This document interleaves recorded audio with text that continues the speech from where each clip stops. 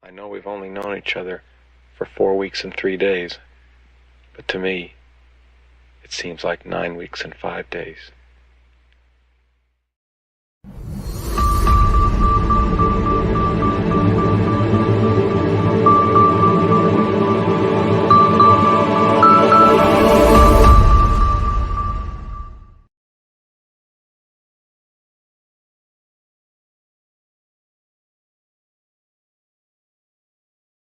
All right, all right. Welcome, all my garden enthusiasts and passionate plant people, to the Sunday edition of the Let's Get Growing show. I'm Enoch. I'm your host today. We've got a great show ahead for you today. A little bit later on in the show, we are going to be answering all of your gardening questions with our good friend Scott Wilson of the Gardener Scott channel. Scott joins with us every second Sunday of the month to hang out with us and talk all about our gardens and answer all of our garden questions, have a fun gardening conversation right here. And just really excited about seeing Scott again. I can't believe it's already the second Sunday of the month again. It feels like Scott was just here on the show with us already. So again, so wonderful to be able to have him here on the second Sunday of each and every month. He's my go-to guy for all of my garden knowledge. So I love to have him here on the show to share with all of you as well too. All right, all right. And as you might see, I've got some nice, beautiful roses right out of my garden today. I picked because today is Mother's Day. Happy Mother's Day from all of us here at Let's Get Growing to all of you wonderful mothers out there. I hope you're having a special day today and all of your kids are getting you great gardening gifts for the garden.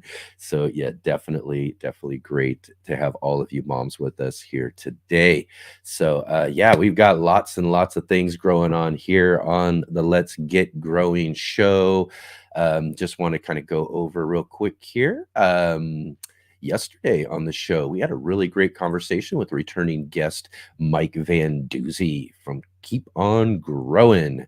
Mike has a really great really kind of, he's got YouTube channel, he's got other social media, but Facebook, like on Facebook, he's got a really great following over there and just shows so much of what he does in his backyard, small space, do it yourself hydroponic garden. I mean, he's got so many cool, fun projects. He really brings some fun into the idea of gardening and having fun and experimenting and trying all sorts of things in growing food in our small spaces that we have and utilizing like some Kratky hydroponic type of gardening where, just using all sorts of different things to grow food out of and all of that. Really also to specializing in microgreens. We did talk a lot about that as well too. Those are really great food source, one of those things that you just keep going and going. So that was a fun conversation with him. Plus, we also got to meet Jessica from Dream to Seed. She again too, another one who's got a YouTube channel. She's got other presence, Facebook and all of that, but really found her over at Instagram. She's got a really great Instagram page. She puts out some really great reels with some really fun gardening knowledge there too. So definitely a great show yesterday. I encourage you all to go back and check that show out yesterday if you missed that, or last week's show too. Last week's Saturday show, we had Destin Noack from Texas Garden Guy with us on. He was really awesome. Loved talking with him and getting to meet him finally. I've been enjoying his garden party podcast that he has, and really fun podcast live show on YouTube as well too. Just really great conversations he has over there too. Plus, we also had with us Ryan Cook from Heavenly Hills Homestead. I've been on his live streams a couple of times, so it was great to finally have him on our show and talk all about what he's got going on. The cool thing was, and I didn't even think about this beforehand, but it just turned out that way, that both Ryan and Destin are veterans too. So we had kind of a cool little Veterans Day on the pod and the show last week. So that was really fun. So go check that out, as well as last Sunday edition too. We finally got in a good roundtable our garden roundtable, we had our good friends Kang Starr from Texas and Christopher Bransdahl all the way up in the mountains of Norway joining with us. Love hanging out with these guys way before we even started this whole show and all of that. Kang and Chris and I would get together and do live streams every spring on our channel here for several years. And so now it's great to finally get together with those two here on the show and have a really fun kind of gardening roundtable. And again, in that discussion, we talked a lot more about, hydroponics. Those two also do a lot of stuff with hydroponics indoors, small space type stuff as well too. So really great conversation there as well too. And a real quick forward promotion to next Saturday's show. I'm really looking forward to this one. I did an interview about a week or two ago with Joe Lamp'l from Growing a Greener World. Growing a Greener World is just a really great show. It's been running for many years on PBS. Joe has just been sharing so much great, awesome gardening knowledge through his show, his podcasts, his website, YouTube, all over the place. Joe is everywhere, but Joe is so awesome to have sat down with us and given us a really great conversation to really kind of dig into Joe's garden story and to find out a lot about him. So next Saturday on the show, we will be playing our interview with Joe Lamp'l, as well as following the Seedy and Shady Pod. We're going to hang out with them. I was on their podcast we recorded a while back ago. So next week they'll be releasing that podcast that I was on with them on theirs, and they're going to be on the show here with us. So we're going to do kind of a little cross collaboration here next week with Seedy and Shady Pod. So I'm really looking forward to having them on the show, and also for all of you to be able to go and check out our interview on their podcast as well too. And then also too, next week is going to be the third Sunday of the month. Each third Sunday of the month, we're doing our gardening book club, monthly gardening book club. This month, we're featuring Tony O'Neill's Simplify Vegetable Gardening book. It's just a really great book. Been enjoying this book so much since I got it, and I can't wait to talk to Tony with all of you about that. And as well too, our good friend Mark, who you'll see here in just a few minutes with our In the Garden segment, is our co-host for our monthly book club. It's our one show where I get to have a co-host, someone to help me out with the interview and ask all these awesome questions of Tony and all of our other authors in our future gardening book monthly book club meetings that we'll be having on the third Sunday of the month here on the Sunday edition of the show. And then as well too, next Sunday at the end of that book club meeting, this is what we're doing and kind of getting set up for future ones as well too, is to give away the next month's book, as well as announce what the next month's book is, and then we're going to give it away at the end of the show. So you'll definitely want to join with us next Sunday for this book club meeting so that you can get in and try to win a copy of next month's book club selection. And I'm really excited about next month's selection as well too. It's been one of my favorite books over the last year or so. So really looking forward to that. So be sure to come and join with us there too as well. So yeah, lots and lots growing on here on the Let's Get Growing show. I'm so really glad to have all of you along with me here to enjoy and all of this fun that we're getting to have here. So if you are joining with us live right now, be sure hit that thumbs up, click the like button, as well as subscribe. If you haven't already, click the notification so you can be notified of all of the upcoming shows that we have. And also share with all your friends. Let your gardening friends know. If you got a gardening group that you're in, go over there, let them know about this fun show that we have here on the weekends every Saturday and Sunday, 11 a.m. Pacific Standard Time. The Let's Get Growing show. We have awesome guests that you can go back, like I said, and check out some of our past shows. We've got lots of awesome conversations with some really well-known gardeners in the gardening community, as well as some really amazing guests guests still yet to come up on the show as we are moving ahead here towards summertime. So definitely do that. Also, one of the other things I'm pushing right now too are comments. Not necessarily comments as far as the chat box here. It's great to have all of you live with me, but again too, we'll also do the shout out to all of our replay watchers as well. When you're watching the replay or after the live stream has streamed live, it becomes basically a video for replay on YouTube. And there in those comment sections, we want to encourage everybody to leave comments, even if you're just stopping by to say hi. Just say hello if you have to, but leave some comments. Suggest some future guests that you might like to see on the show. Give us some suggestions for maybe some ideas on segments and different things that you might have for the show. Some, if you got anything, the ideas, suggestions, all of that sort of stuff. I want to hear about it. I love hearing from all of you in the comments section, and leaving those comments are so huge for us in the show because they really help us get seen by more people. We're really trying to build that audience here. We've got, like I said, a really awesome show here every Saturday and Sunday, and I don't want other gardeners to miss out on joining along with all of us as well too. So again, share, comment, leave those likes. All of those interactions for our show are so helpful, and I appreciate everything that all of you do in order to help us grow right here on the Let's Get Growing show. So thank you all so much.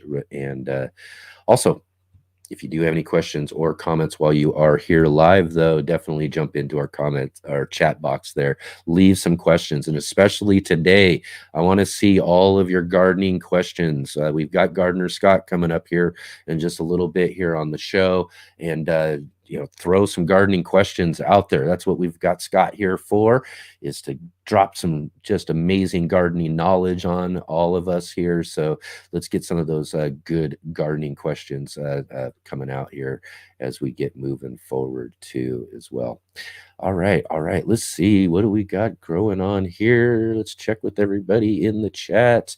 Right off the top, let's welcome our moderator, the greatest moderator on YouTube, Jay Dixon, in our chat box there, keeping everything going and moving and dropping awesome links throughout the show.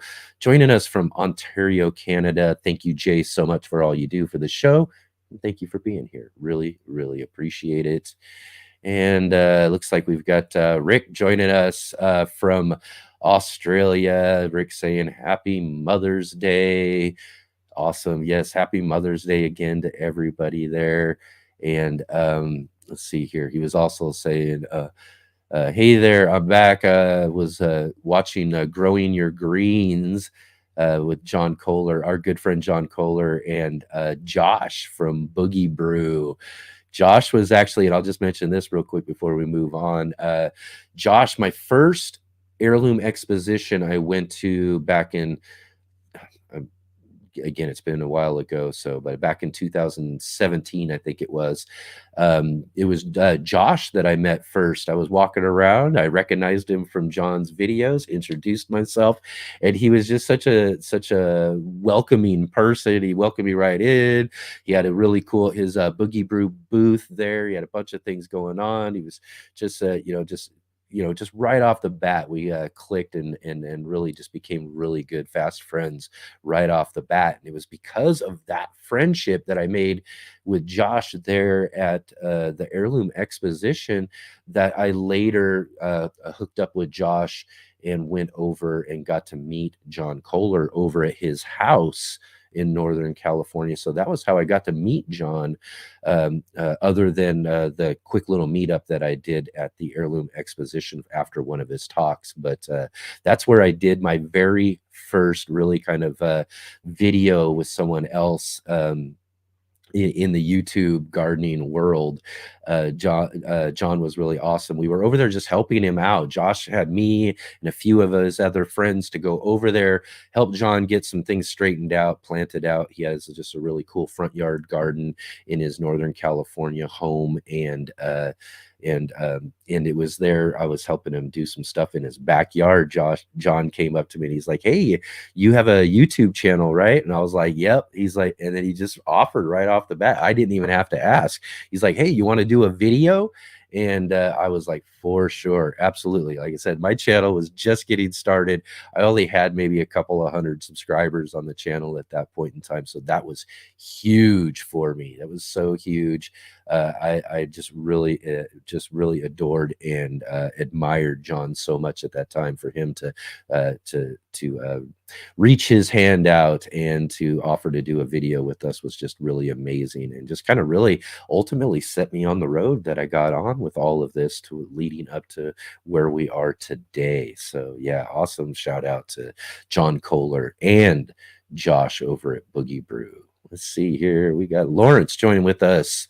Greetings from Rainy, Maryland. Rainy, Maryland. Oh, you're getting all the rain. We've over here in Southern Oregon right now, and as you'll see in our video with Mark here in a moment, it's so warm over here. I can't believe it. Summer is just really hit us. I mean, just it's like a switch got flipped this week, and we just got through with a few high 80s days here. And yeah, so weather just kind of up and down and all over the place this time of year for everybody all over the country. So yeah, I kind of wish we could bring some of that rain. I want just a little bit more before we get to summertime here. And let's see here. Awesome. Make sure we get through here. We got Serena Norell joining us and joining the chat there. Serena, good to see you today. All right, Connie jumping in the chat there. Great to see you again, Connie. Awesome to have you here on the show. All right. We got Bohemian Herbology Natural Solutions. Hello to all garden friends. Glad to be here with great folks and awesome garden chat. Yes, absolutely. Thank you so much for joining with us here. Big Wall Dog back on the show. Awesome to have you here. Tuned in to listen while putting down mulch and weeding the garden beds. Yeah, that's a great, good opportunity to check out the show too while you're out in the garden. Just put us on and do some garden projects. Got lots and lots of things going on myself too. I got to get to. Jersey Girl in the chat. Hi friends, happy Mother's Day. Again, more and more happy Mother's Day to everybody out there, all you wonderful moms. Bill will. Same to you. Happy Mother's Day to all the moms and plant mothers. Yes, indeed. Awesome. Great. So great to have all of you here with us. And thank you so much for joining with us here. It's about time for us to catch up with what's going on in the garden with MBC.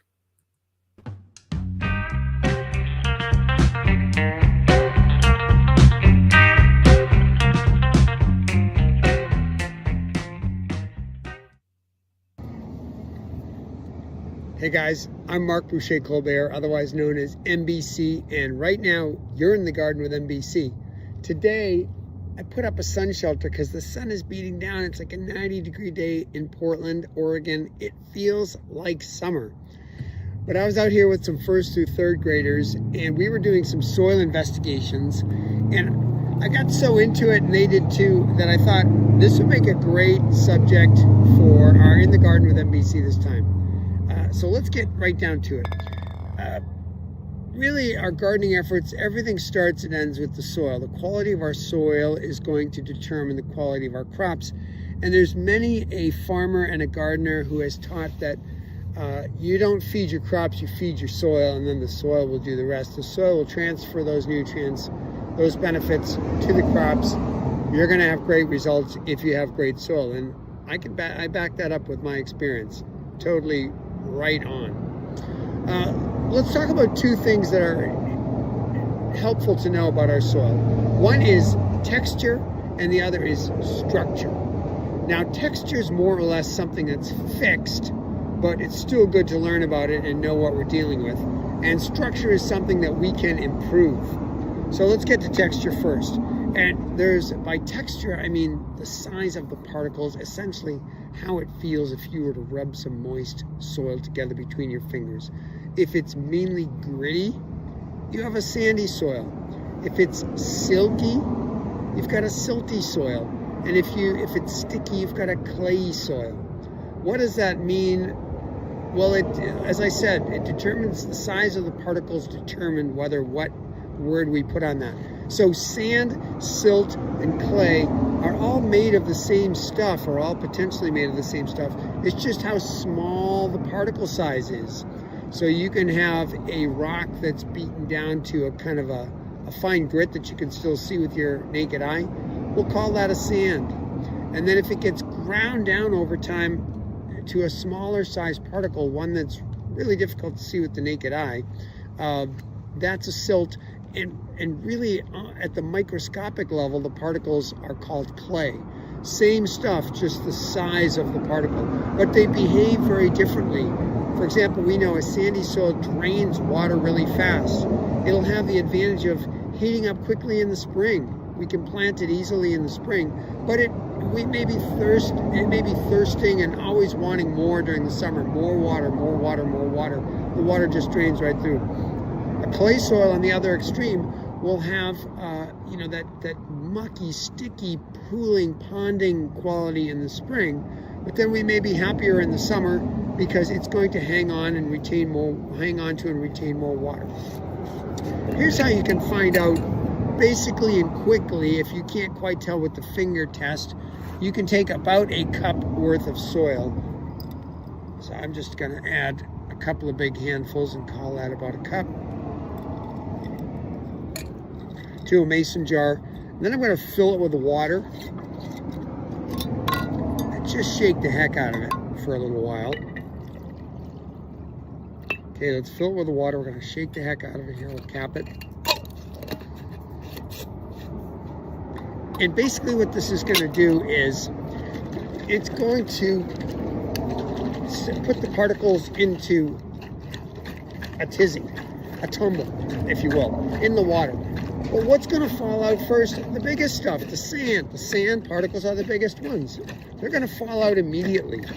It's kind of like if you threw golf balls, cloths, and feathers into the sky all at once. Right? For a minute there, they'd all be suspended, and then the golf balls are going to fall down fast. The cloths are going to drift down a little more slowly, and the feathers will take their time. Same thing, for a slightly different reason. We've got the big particles are just going to fall to the bottom right away. The middle particles, so that would be the sand.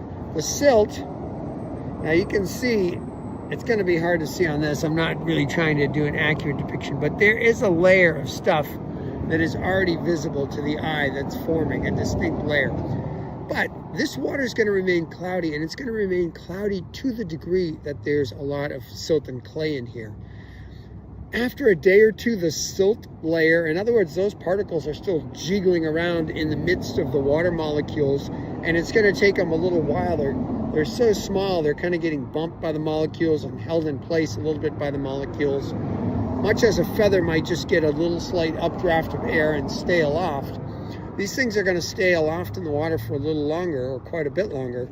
The silt will settle in a day or so, perhaps even a few hours. But the clay in the water may take days and days. It's amazing how long this water might stay dark till finally it has settled. And at that point, you will be able to see three fairly distinct bands in the clear part of the glass, and you'll get a sense of how much of each type particle you have in your soil.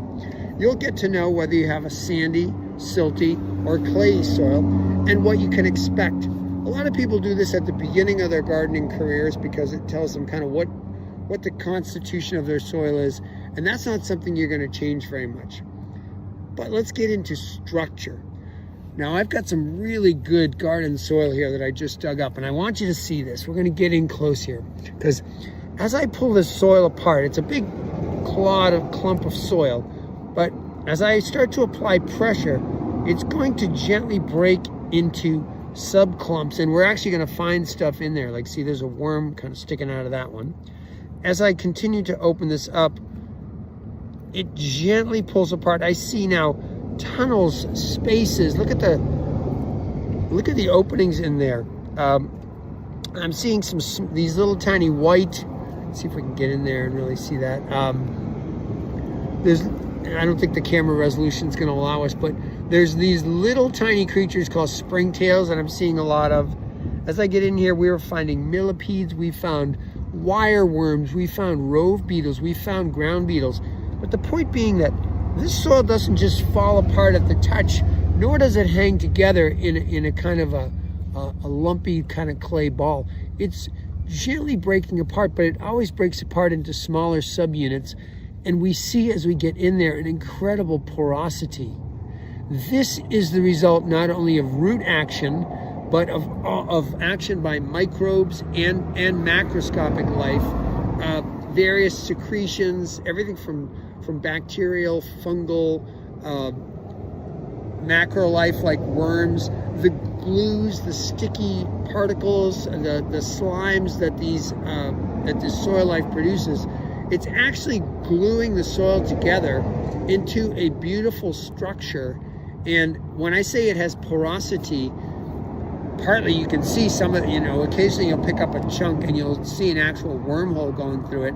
But these other creatures that you find in here are contained in the little cavities that this soil has. That's not only going to be a breeding ground for all kinds of wonderful stuff. Like, look at that. There we go. See? All these tunnels, and it's just an amazing underground series of chambers. There's some holes there. You can see that one pretty clearly, I think. This is also going to allow the soil to soak up water, let that water percolate in. It's going to hold some of that water in its spaces, but then it's also going to let it drain out after it has a certain maximum capacity. So this is the sign of a really good soil, a soil that doesn't completely stick together, that's easy to break apart, but that doesn't completely fall apart either like a sand would, like a loose sand. It has what we call a structure. It has a porosity. It has visible spaces and tunnels, and it falls apart into still discrete units, not its smallest constituent particles, but into discrete units. It just feels good. We've had a nice amount of rain in May, and so this soil is beautiful. It feels wet and good. You can just imagine those roots penetrating through here.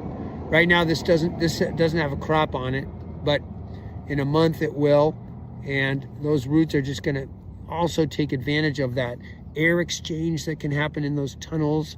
It's just a wonderful ecology. It's a whole ecology, really. Oh, there's a millipede. It's fascinating if you have kids to just get out and dig in the soil, because it's just amazing how many creatures make their home in here.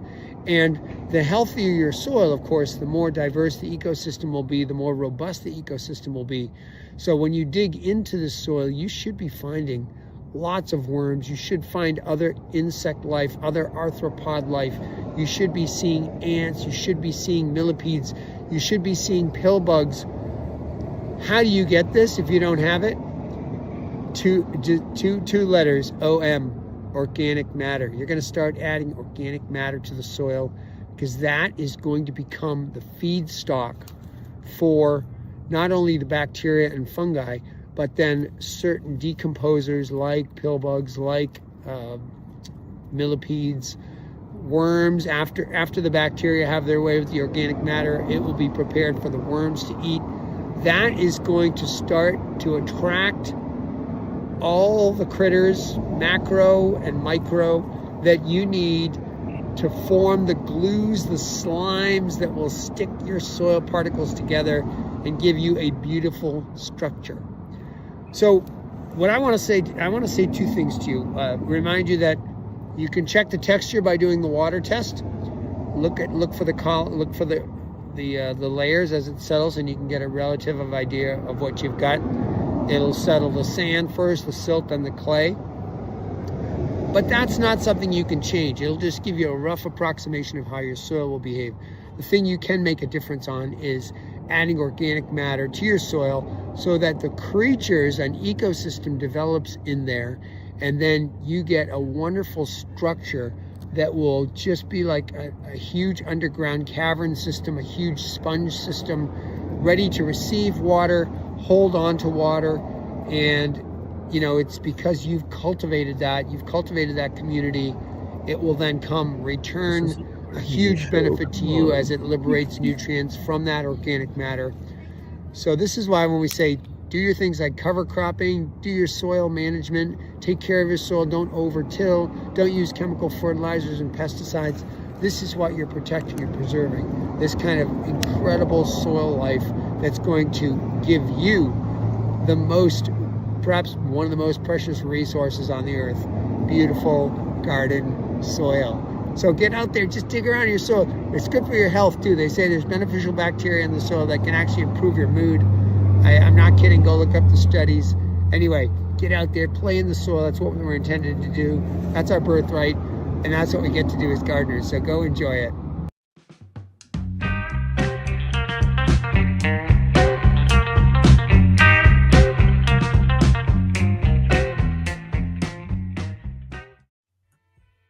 Hey gardeners, thanks for tuning in to our show today. We'll be right back at it here in just a moment. I just wanted to take a second here to highlight our regular videos and features here on the Urban Gardener channel. Our weekly garden journals,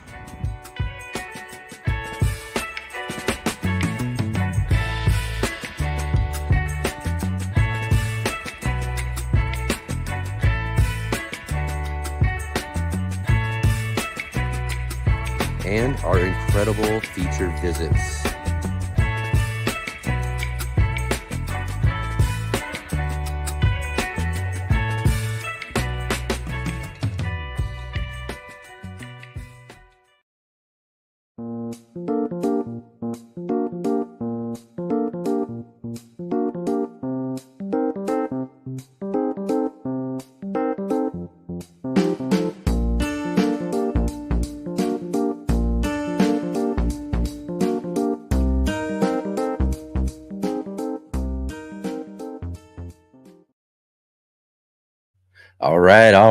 All right. Awesome. In the garden segment with NBC, Mark Roche Colbert this week, showing us all about soil structure and doing a sediment test and all of that. That's just some really fun stuff. Again, too, it's one of the things that we can't emphasize enough, that really when we're gardening and growing plants, we're really managing and caring for soil. The better our soil, the better our plants, the better the food that we harvest, and the more we just get from our gardens. And it really starts with the soil. So that was a fun in the garden segment. And what's your favorite garden predator bug? This week's garden Q&A. Jump into the comment section there. Let us know what your favorite is. My favorite actually is the wasps. Man, I'm telling you, this was one of the things I probably feared the most when I was in the garden, first getting started out and outdoors and all of that. I was like, I was one of those kids. You saw a bee or a wasp or something, and I'd be off and running. The more I've gotten to garden and the more I've gotten to grow, the more I've gotten to find my connection with these bugs, and I don't have as much fear of them anymore. And the garden wasps, I really like to see them just flying around inside the leaves and all around my plants, hunting for all of those like cabbage worms and things like that are preying on our plants, and they just get in there and take care of those things. So I really like those. The one I'm trying to get used to there, we had it in the picture actually, is the praying mantis. I love praying mantis. They're really cool, but they still kind of creep me out just a little bit. So they're ones I'm actually just trying to get used to a little bit myself too. Let's see. Lawrence says their favorite predator is the dragonfly. Yes, dragonflies are awesome. Let's see here. Sarita also says dragonfly can eat 100 mosquitoes a day. Yes. Jersey Girl says praying mantis and ladybugs.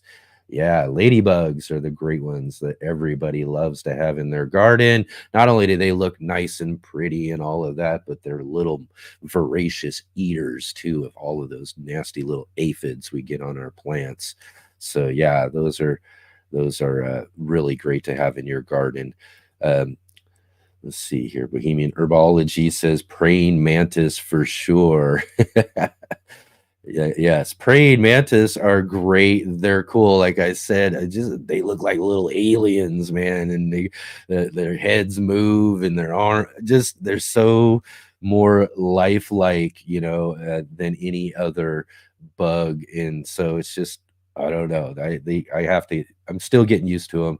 I just saw actually this last week. I just saw the mantis's nest or eggs that egg sac thing that they leave behind for next year's mantises. I found it in the old pepper plants, and I knew I had some in there, so I was kind of making sure I could look and sure because that's where I thought for sure they would be. So I had to relocate it and make sure it's in a good spot as we were taking those down. But yeah, I do like seeing them around, but I am still kind of getting used to them. Connie says that she likes all of the frogs and lizards.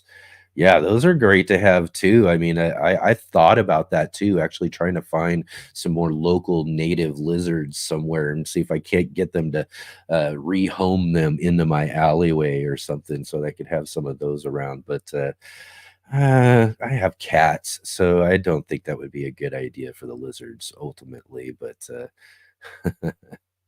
let's see. Oh, let's see. Oh, clicking the wrong one there. There we go. Lady, bottle, stick, insect, and liked butterflies. Had bug catcher as a child. Yes. Yes, they're fun. They're so fun, and sort of like what Mark was talking about with all of the in the soil, all of these again too, learning about bugs and learning about all this life that goes on in our garden. There's so much that goes on in the soil too. All of these cool bugs, like he's talking about, millipedes, the pill bugs, and all these sort of decomposers that are so essential to breaking down all the organic matter that we're putting into our gardens and all of that. So yeah, awesome stuff there. And yeah, so definitely keep telling us there in the comments section. And also again too, I want to remind everybody to ask your questions. If you got any questions or anything like that, especially here in just a moment as we welcome in our guest, Scott Wilson, Gardener Scott, here in just a minute here. Be sure to drop in all of your gardening questions. We just might feature them here on the show as we're talking with our good friend Scott. So here, let's get started with our featured guest. You never know when you might learn something, and that's what this is about for me. These are people that I admire. Please welcome my next guest.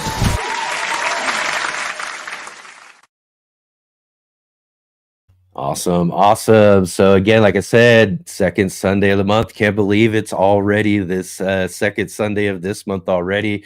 Feels like our good friend Scott Wilson was with us just not too long ago.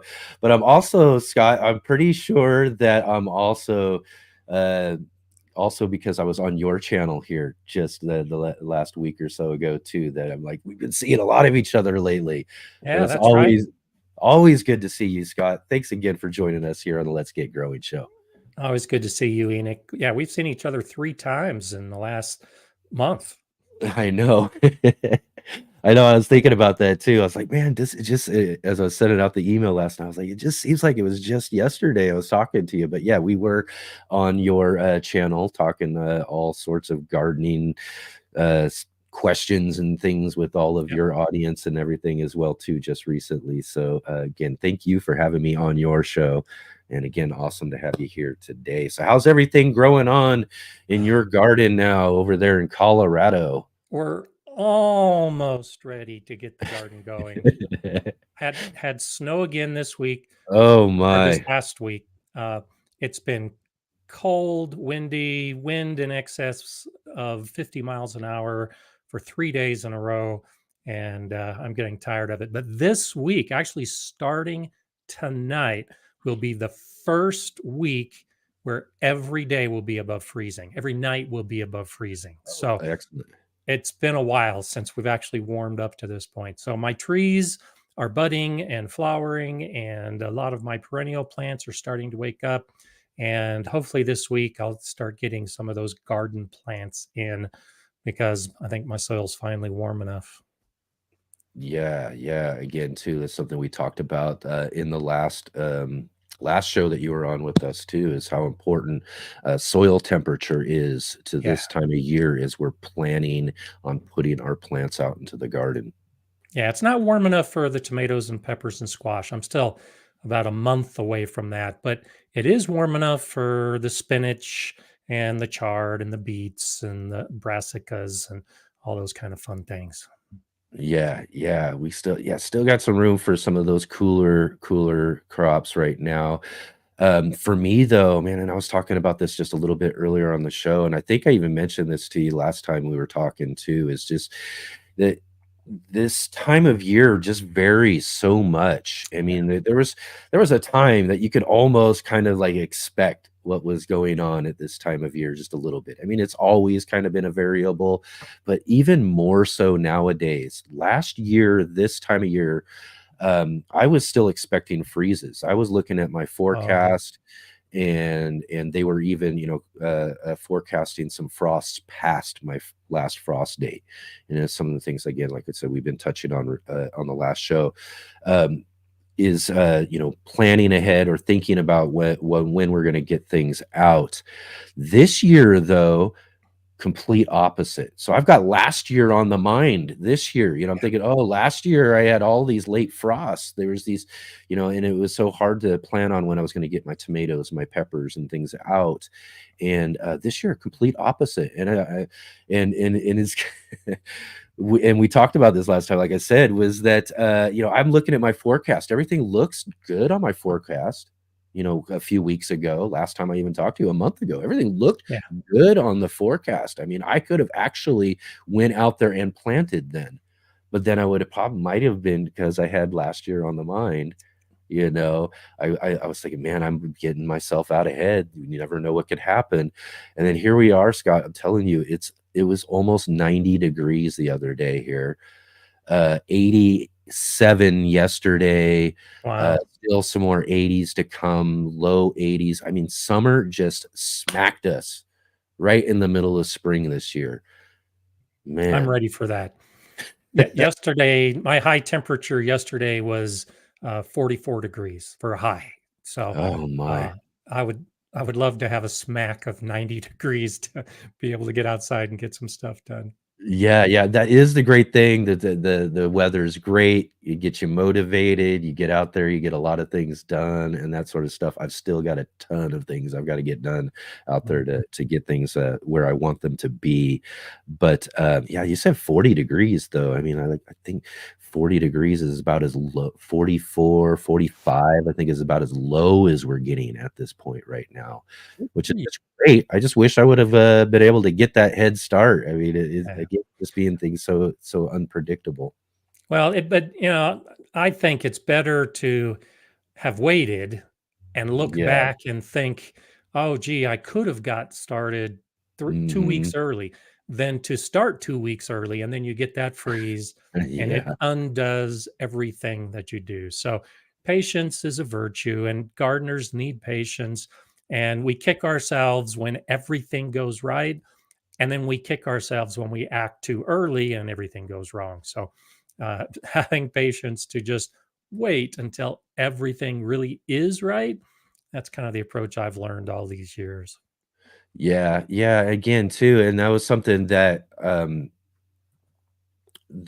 we touched on was, that, things like when you get them started at the time that, is probably best and more appropriate for them, they grow better. They kinda almost get ahead of things that we tried to get ahead of when we Yeah. start some things before because of growing them in starter pots and things like that, can bound up the roots, just whatever it is. The transplanting itself can cause transplant shock, or maybe our soil temperature isn't quite right, and we're not, Mhm. we're getting ahead on that sort of thing. So it kind of sets plants back, even though we're trying to get ahead of it, we're actually not. And, by waiting for that soil temperature to be right, getting things in when they should be, the plants are going to be off to a better start. Yeah, absolutely. Yeah. All right. All right. So let's see here. I know last time too, because this is something that's going on for me right now, and you're probably waiting just a little bit longer too. But and we touched just a little bit on too last time you were here, was hardening off plants. I'm well in the middle of hardening off all of my tomatoes right now, and then this week actually we're going to start the peppers. It's warm enough. I should be on top of this and get going right now, but we're going to wait another day or two. I'm going to start Good. the peppers out, and but we've already got the tomatoes out there. Any just real quick tips or anything like that you might want to give for people who are having to get their indoor plants outdoors? Yeah, indoors. And also, if you buy plants, if you don't know Yeah. where the plant was grown and how long it's been exposed to elements, harden it off. So I had, in fact, I've been hardening off plants in and about the wind and the cold that I've been having. I ordered some clematis and honeysuckle from an online nursery, and they arrived in pots in great shape. But I don't know if they were growing in the greenhouse their entire lives. So I'm hardening off those plants because I don't know how durable they are when exposed to the elements. And so, we often talk about when we grow our own plants from seed and they're in a protected environment, then we need to harden them off before they go out into the garden. But we also need to do that with the plants we're getting from nurseries, and particularly online nurseries, Yeah. just to avoid problems. And those of us that have gardened for a long time have at some point gotten a plant and thought it was hardy and was ready to go outside, and we stick it in the garden, and then we have one of those smack days of 90 degrees, and it ends up frying the plant. So better safe than sorry with anything that you haven't grown yourself. Yeah, definitely. And really taking the time to, sometimes, we're in a hurry to get them out into the garden, to get them planted out. So sometimes we might be tempted to kind of speed up the process a little bit, and Yeah. then that could be a little detrimental, especially, for me. Like right now, this week, I'm hardening off my plants, and it's 80 some degrees, almost 90 degrees out there. I've got to be really careful with what I'm doing, Yeah. right? Yeah. I have a pomegranate bush. It's not quite a tree yet that I've been growing in a pot. I planted it last year, and I thought it would be durable enough to be able to handle a couple hours in the sun. But when I started hardening it off a couple weeks ago, after an hour and a half, leaves were dying. The sun was just too Yeah. harsh because we had one of those days where it was hotter than expected and the sun was harsher than expected. And just close to 2 hours, less than 2 hours, was enough to cause damage. So you really need to keep an eye on the plants when we're first starting off that process. Yeah, yeah. Yeah, definitely. We wanna make sure that we can that they're gonna survive the process for one, and then also thrive in our garden after we get them ready to go. Yep. Awesome, awesome. So yeah, definitely, again, too, that's, where we're at right now, trying to harden off some plants, getting them out there. I'm trying, and again, too, it's ready to go for me. Hopefully ready soon for you as well, too. Let's see here. I'm gonna form this comment into a question here. Connie was dropped in a comment saying, "We've had so much rain this spring that I've had tons of snails this year. I'm not used to that because we are normally so dry and arid." So let's see here. Let's get a question out of this. What about snails and rain? If someone's saying, what's a good good way to handle and take care of those sort of things when we're dealing with those? Because I know I was just out in the garden too last night, just kind of looking around things, and I was seeing all these slugs just crawling around everywhere, just looking to get to all of my plants and all of that. You got any good tips or any tactics or anything for dealing with these mollusks? Yeah, I think it raises, first of all, a really good point, Connie's statement, that as conditions change, our pests change, and the animals we see will be different. In the 25 years plus that I've lived here in Colorado, we had 1 year about 15 years ago where it was so rainy that all of a sudden frogs appeared, and it's so dry and so arid where I live that I never see a frog. But that year I had frogs in the garden, frogs in the lawn. There were frogs everywhere. Hadn't seen it before, hadn't seen it since. And so Right. slugs and snails are kind of the same way. When I was at the Galileo School Garden, we had a year about 10 years ago where it was also extremely wet. I found 2 salamanders in the garden. I didn't even know there were salamanders in this region because it's a water animal, and they found their way into the garden. And so in our documentation of what we do in the garden, usually through a garden journal, which I highly recommend, Hmm. start keeping track of those kind of things so that when you see a really rainy year, and the last time you had a rainy year, there were slugs and snails, you can get ahead of the game a little bit. You know that the slugs are coming and you can be ready for them. Now, when it comes to slugs and snails, for most of us, one of the easiest ways to deal with them is by trapping them. Most everybody has heard about taking a little Yeah. tuna can and filling it with beer, and you bury it in the soil Yeah. so that the snails and slugs crawl into it and drown. That's a lot of fun. It works.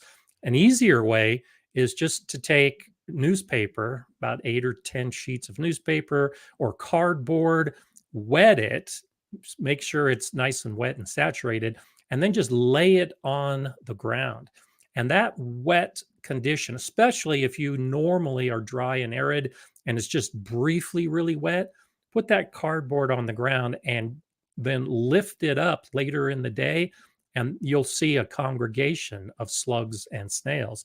And you pick them up, you toss them into your chicken coop or your compost pile or whatever you want to do to try to recycle them to the best use in your garden. But it's actually really effective. If you don't have an infestation, if there's just a few, give them a nice, comfortable home. They'll find that home, and then you can target the slugs and snails at that point and just pick them and get them out of your garden. Yeah. Yeah. That's the, pick them out, like you said, trap them, all of that. I I get the tweezers and I go out there and I'll just go and pluck them off everywhere I can find them and try to get them. And then they're hiding in so many crazy places. It's so fun. It's so hard to tell how many you ultimately have. I'll go out there almost every night and see just as many as I saw the night before. So they could be something to kind of keep ahead of if you've got them going. But let's see, I'm trying to find, I just passed up something here I wanted to also, because we're kind of, all right, here, Jersey Girl is saying that this was it. I heard someone else say they were having issues with flea beetles on their eggplants. You know anything about flea beetles? Yeah, flea beetles are another one of those that I get like every 4 or 5 years. There'll be infestations and then they disappear for a while. And I haven't had them. It's been 2 or 3 years since I've had them at this garden. And they're one of those that, um, like you were talking about the wasps earlier and about the Yeah. beneficial insects. And I don't really do much when I see aphids or flea beetles or anything else on my plants, because I've got grasses and herbs and flowers and native plants all around my garden, and they're attracting those predators. So, for the most part, I'll hose them off. Most of those Hmm. small insects, you just hose them off the plant, and they'll either die from the fall as they hit the soil, or they'll drown in the puddle that they land in. And then the predator insects and animals can take care of them beyond that point. Yeah, yeah. What's your favorite bug predator? That's our question this week. Do you have a Yeah, favorite? so I like them all. I saw some of those comments. My favorite, the one that just amazes me, like most people were saying, were the praying mantids. They are a fascinating insect, and I have noticed, and this is one of those things why I really encourage gardeners to get out in their garden and become up close and personal with their plants, because they are so difficult to see. They are so well camouflaged, and Mhm. there are different kinds. So a couple years ago, I discovered two during the course of the season, green praying mantids that were in my spinach in particular. And then later I discovered a brown one that was Yeah. actually in my dry native grass that was off to the side. So they'll camouflage. The brown ones will be in the brown grass, and the green ones will be in Yeah. the green garden, and they're all doing their work. So they're just absolutely fascinating. But like you mentioned, the wasps, there are so many wasps of Mhm. all different sizes. When people think of Yeah. wasps, they think of a paper wasp that will, sting you if you disturb its nest. But there are wasps that are extremely small, that are built for attacking aphids. And so Yeah. it's just incredible, the diversity of wasps. And so they're Mm. not as fun to look at as a praying mantis, because often they're virtually invisible as they're flitting around from plant to plant. But they do Yeah. such an important role in the garden. Yeah, yeah, and again too, I just like I like the and they became one of my favorites because of that sort of thing I was explaining, and that, I was one of those kids, man. I just bees and wasps and things. I got stung, I think, when I was Oh, little, and sure. it just set something in my mind. Go running, right?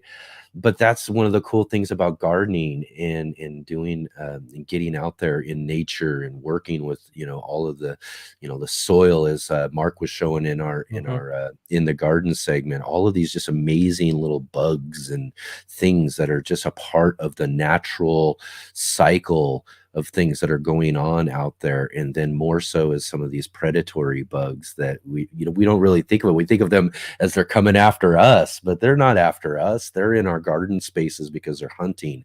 They're Yeah. looking for food for themselves and all of that sort of thing. So you give them their space, you let them do their thing, and they'll do some really great benefits for you in your garden.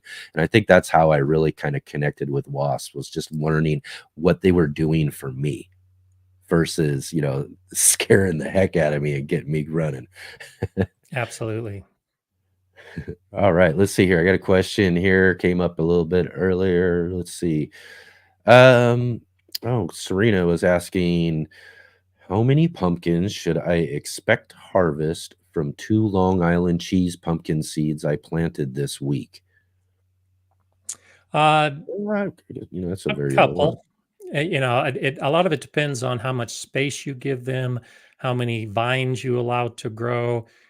Most of the pumpkins we grow, and I haven't grown the Long Island cheese pumpkin. I'm actually planning on growing that this year, I believe. And typically, the bigger squashes, you will get one or two per long vine.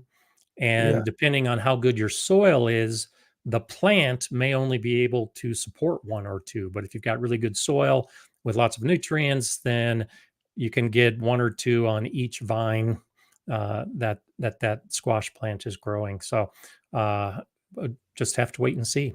I'm happy if I can get a couple big squashes on every plant, and when I end up getting 5 or 6, I think it's a big payday. Yeah, yeah, that's awesome. And like you said, it's a really the size of fruits, what are their natural sizes and that sort of thing, kind of indicative of how many we're probably going to be getting from them. The smaller, the more. the bigger, probably the less, right? Exactly. Yeah, Yeah. there is typically a correlation between size and number on a plant. You know, on a beefsteak tomato plant, you're going to get big tomatoes, but probably not a lot of them. And on a cherry tomato plant, you're going to get hundreds of cherry tomatoes. So most plants follow that same basic rule of thumb. Yeah. All right. Let's see here. Also, thanks for all the questions, everybody, in the comments. If you do have any questions, jump in there, leave them in the comments. And as Jay suggests, put them into all caps. That'll help me kind of see a question versus a regular comment, which is great. And if you do leave a question, I am trying to set them aside there too. So we might not be getting to them right away because we're talking about something a little bit different, but we're going to try to manage and make sure we get all of your questions in. Dusty Flats asked just a little bit earlier too, as dry as it is in Colorado, how do you manage watering without irrigation? Yeah, so I really enjoy hand watering. It takes more time, but this issue is an important issue. I'll have single digit humidity in the summer. It's not unusual to have 8 or 9% humidity on a day where it's 90 degrees and when the wind is blowing at 20 or 25 miles per hour. And so everything dries out very quickly. And an irrigation system, you just can't ensure that each plant is getting enough water when, like Dusty Flats says, it's as dry here in Colorado. So I get up and close and personal with my plants, and I just take my finger, stick it in the bed, and see how moist the soil is, and then I adjust my watering based on that. And you know, good soil, good rich soil. Most of my gardening is in raised beds. It will hold more moisture than a soil that doesn't have as much organic matter. And so different beds of mine, because I have done this sequentially, and thank you for that, Hans Ketchup. I have some beds that I did 5 years ago, and I have some beds that I did 4 years ago, and some beds that I did 3 years ago. And each time I filled the bed, I used a different recipe of organic matter to native soil, and each of those beds now hold soil differently, or hold moisture in the soil differently. So if I watered everything the same, some plants would get too much and some plants wouldn't get enough water. So I treat my plants like my babies, and I feed them and water them individually so that they're getting the best chance of success. And I know not everybody has enough time in their day to be able to do that, especially if they have a big garden. But almost all the gardeners I know here in Colorado, at least in my area, at my garden club, they're hand watering as well for the same reason. We just don't know from one day to the next if our plants have enough water and if our soil is retaining the water that it needs to retain.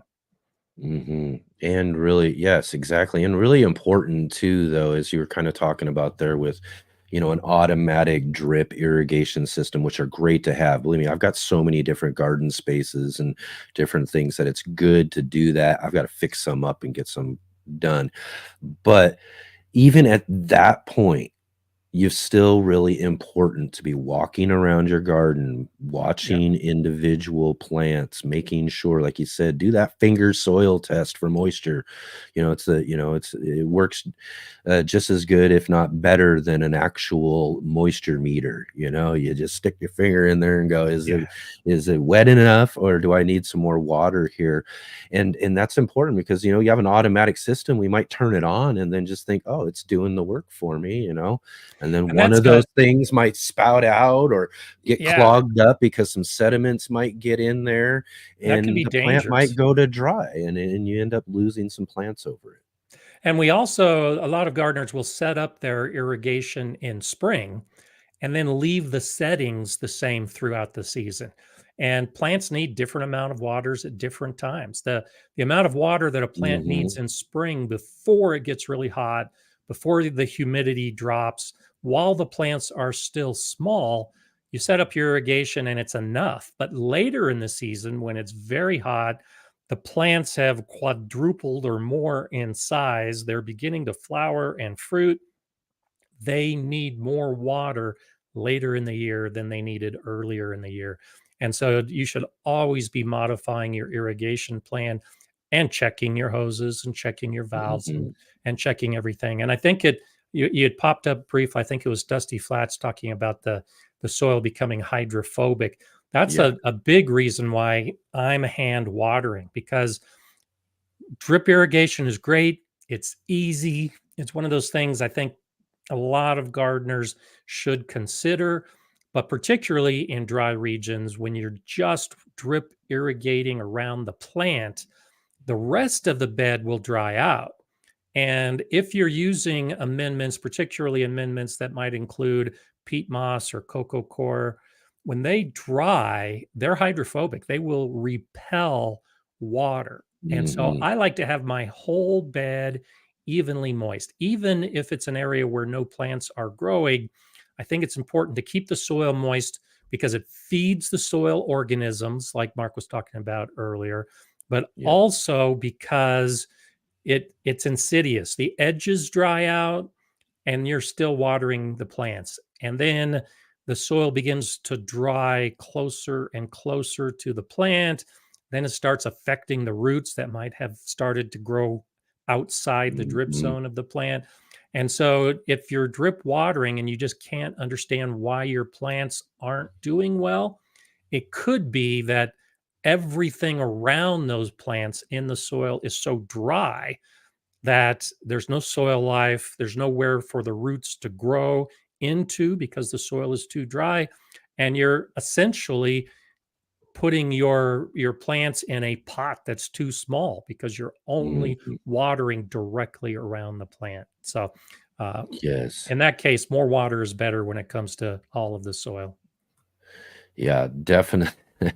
It's definitely one of the worst things you want to see, and especially for us in, smaller spaces, container gardening, it's just so important to make sure that your soil stays hydrated because again, in these higher temperatures, as we start, for most of us, even as we start moving towards summer, midsummer, we got to really keep an eye on those things because hydrophobic soil is the worst when it comes to trying to get it rehydrated is takes a lot of effort. Again, to a suggestion, if you do have that and you've got good drainage holes at the bottom of your pots, put them into another container and let them soak in water and wick that water up. It might take a couple of days for a hydrophobic soil to be able to do that, but if it's really dried out, that's probably going to be pretty much it for a lot of your plants. There's very few plants that are going to really be able to survive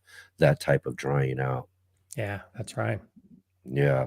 All right, let's see here. Back to bugs real quick here. We had a Facebook question Morgan asked just a little bit ago. What about Colorado potato bugs? And so potato bugs a problem? I don't have them, but I live in Colorado, and of course, that's where the name comes from. There used to be a lot of potato growing near where I live now. Whenever you're dealing with any type of beetle that is causing those same kind of problems, and this also holds true for vine borers, the list is long.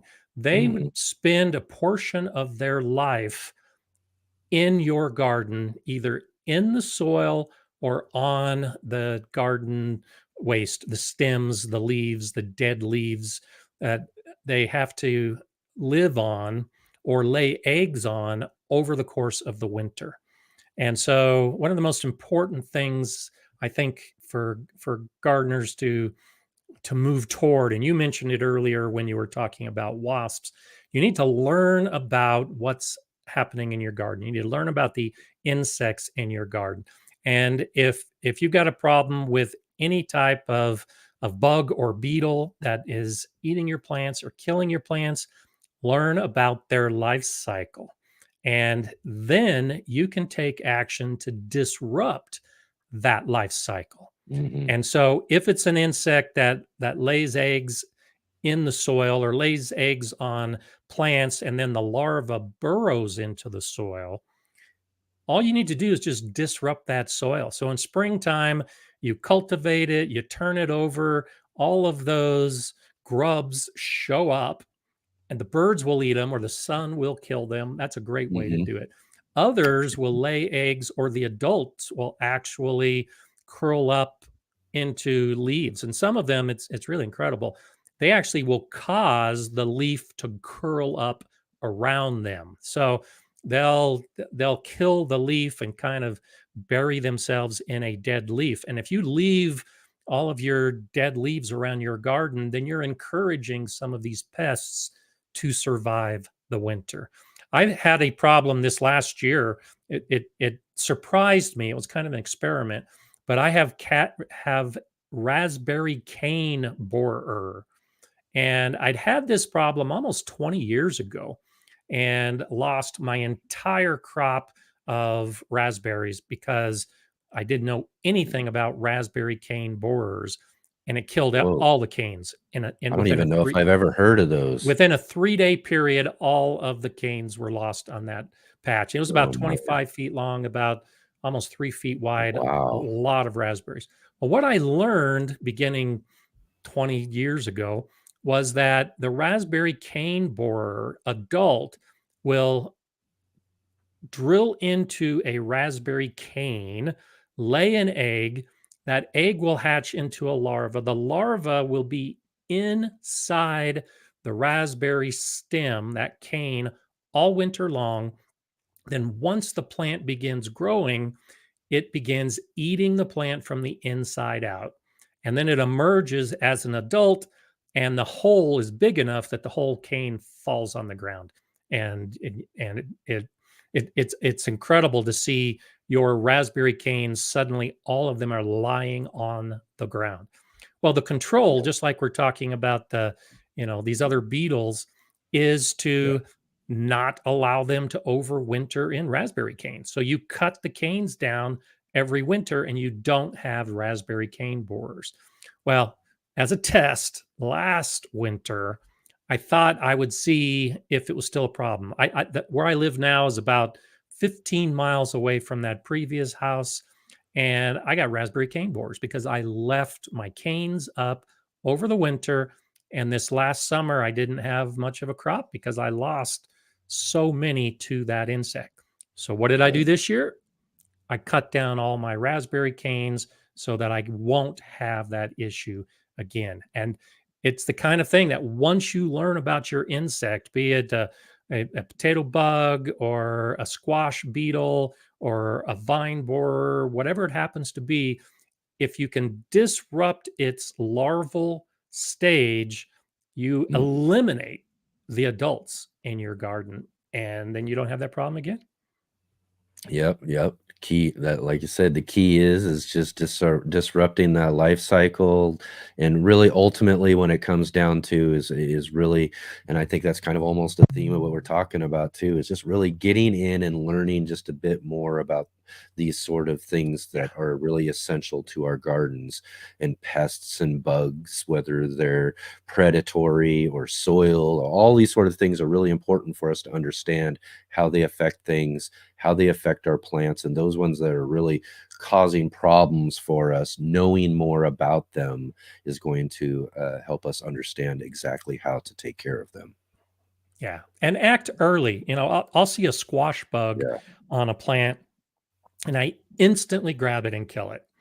And Yeah. the same with any other insect that I know to be a damaging insect. If I can kill it before it lays eggs, that's another way to disrupt the life cycle. And so it's always being active in your garden and watching what's happening on your plants, and then preventing a problem from developing is much easier than trying to deal with a problem after it's already causing issues in the garden. Yeah. All right. Let's see. Wickershire was asking here, and I want to see if we can get this and understand this right. The top huge leaf on an eggplant has thorns. Why, and why just a few? Do we know much about why plants like, say, eggplants have thorns, or even, one of the things that always surprises me is you got to be careful when you're grabbing your cucumbers out of the garden too, because those Yeah. suckers could be thorny as well too. Is there a little bit of plant science or anything behind the So reasoning yeah, why so plants do there's a that? couple things. I don't know about thorns on an eggplant. I haven't seen that before, but there are a few Yeah. things.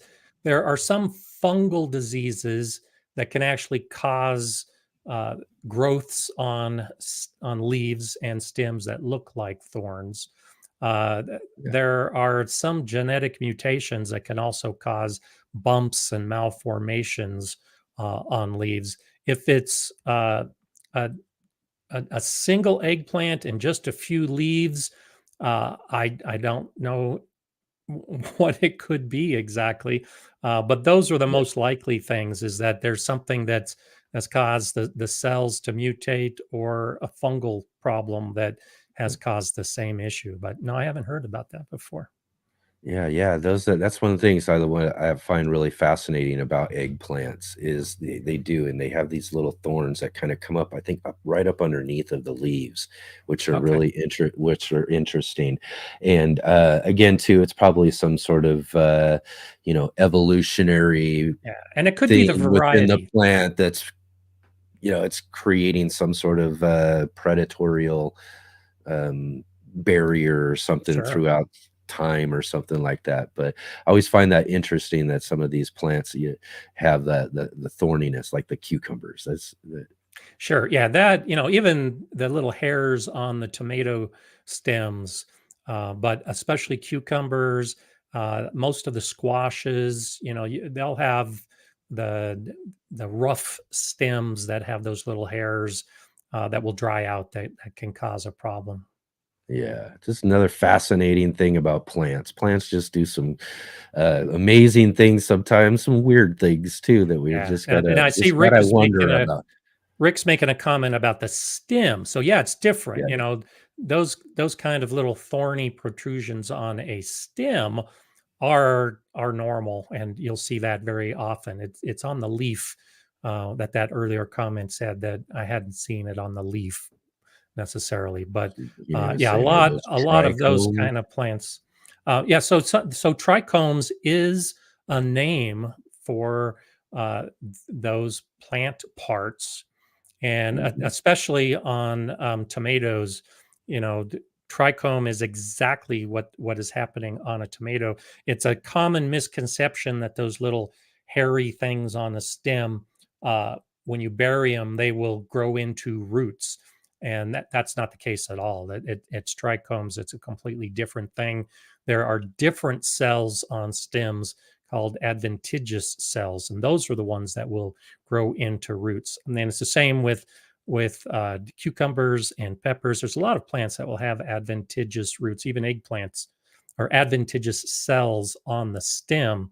And if the conditions are right, they can actually grow into extra roots as well. But trichomes don't. So there's your word for the day. Trichomes. Look it up. Trichomes, yes. It's really a cool part of the plant that is natural.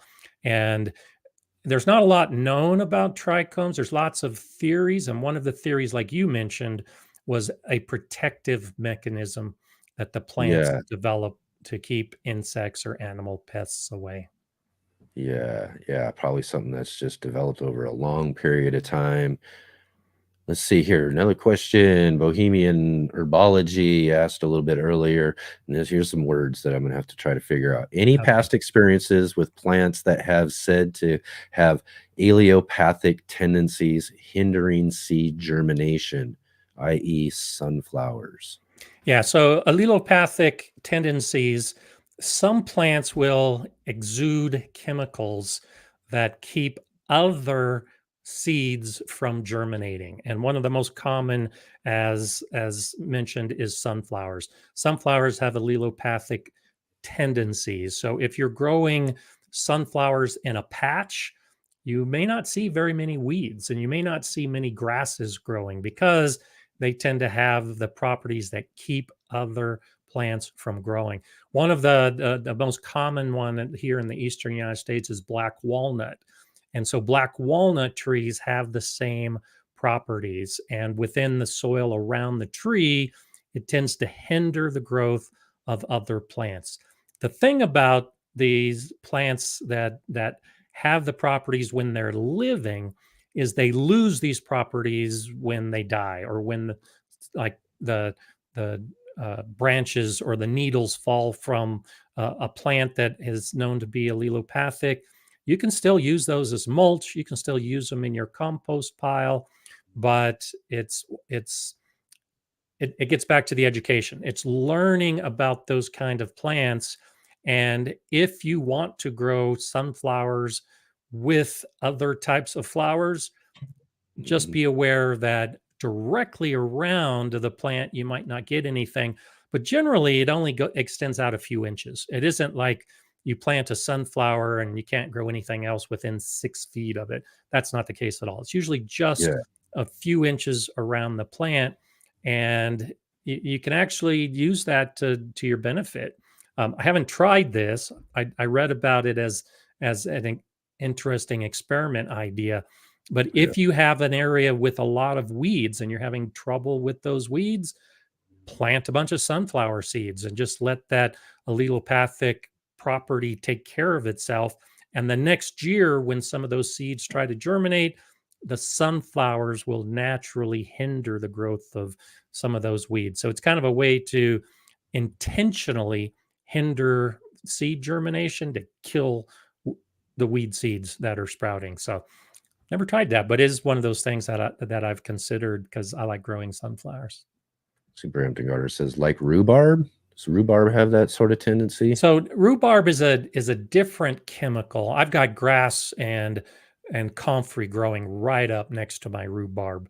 So it's a different compound that's in the rhubarb leaves that maybe they're thinking about. And so the plant itself is not allelopathic, but there are some compounds in the leaves that have been used for some of the properties. It's relatively toxic, which is why we've been told not to eat the leaves of rhubarb plants, just eat the stalk.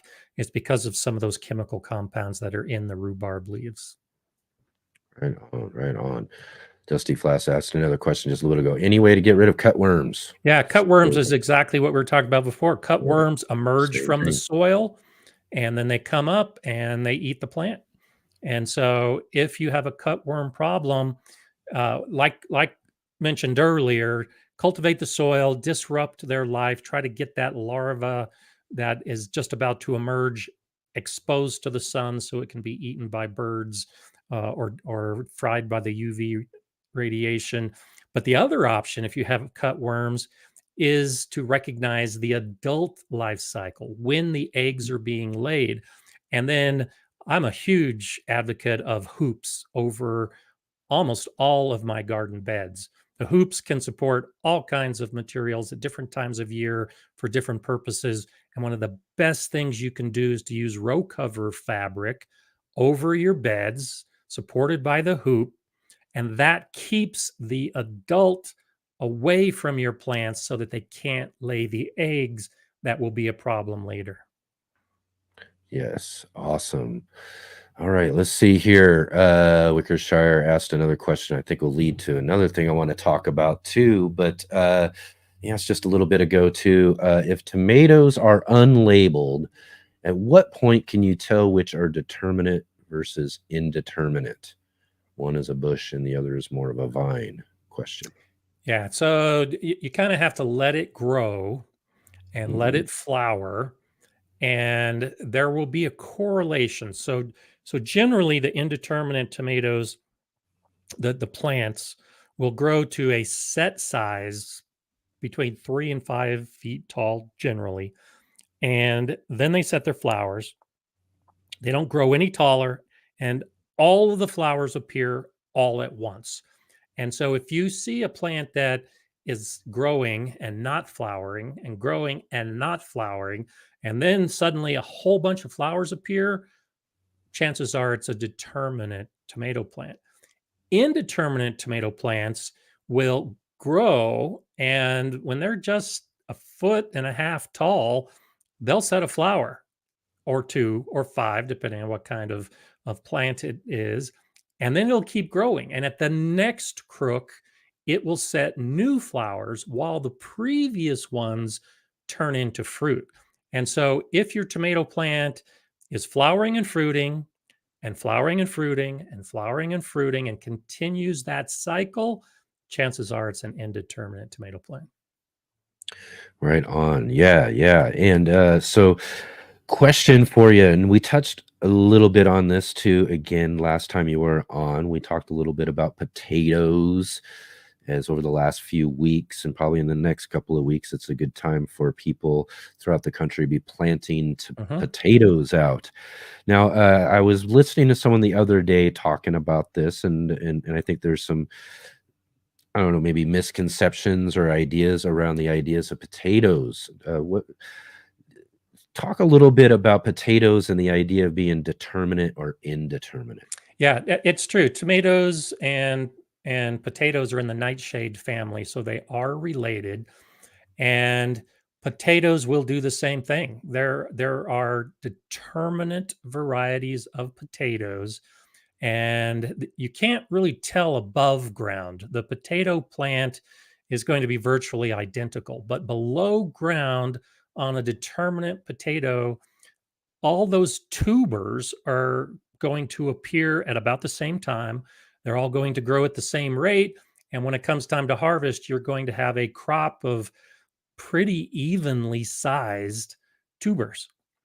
And indeterminate does just like the indeterminate tomato plant. As the roots are growing, you'll have a tuber set. And then as it continues to grow underground, another tuber will set. And so when it comes time to harvest, you'll have some big ones, some small ones. And that's a good way to tell. If you didn't know what kind of plant you had, when you dig it up, you can see whether they're all the same size or whether they're different sizes. And this is also a common misconception, is that you can take a potato plant and then as it grows, you bury it. And then it grows some more and you bury it.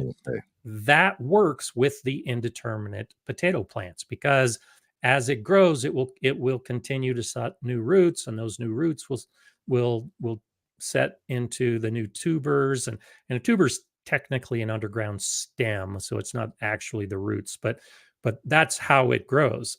With a determinate tomato plant or potato plant, nothing will happen if you bury it. You're just burying the stem, and you're probably pinching off some flowers that could be used for photosynthesis. So that's why it's important to understand what kind of plant you have when it comes to potatoes, to even concern yourself with whether you're going to bury the plant or not as it starts growing.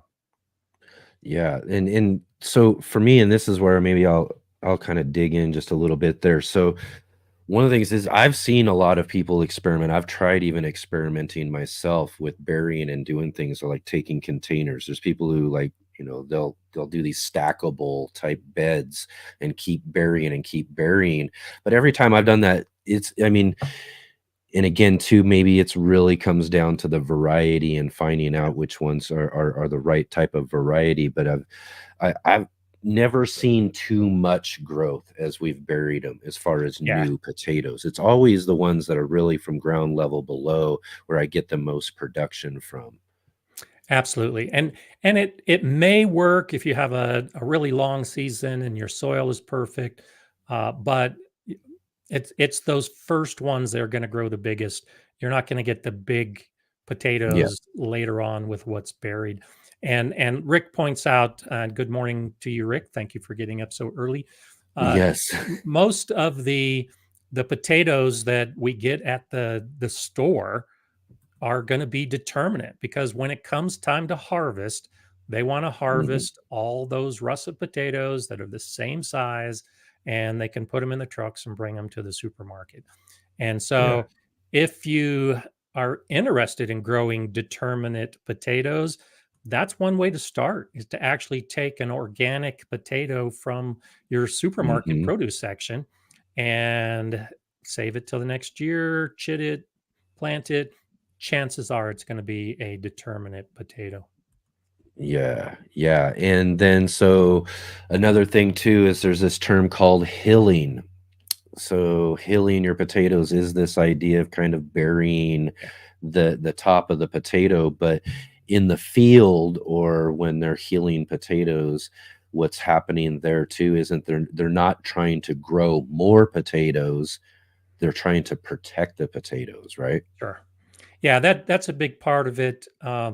Especially if you're in an area where you might have some type of pest that's going to be digging up your plants, or it's really windy or really extra sunny. Yeah, that's one way of kind of adding stability to the plant, strengthening the plant, and then also adding extra soil on top of those potatoes so that the conditions are moderated and that the tubers can really form in a protected environment. It's not a huge issue, but soil temperature getting hot at the surface and being cold lower down, that does influence some of those rooting plants that we're growing.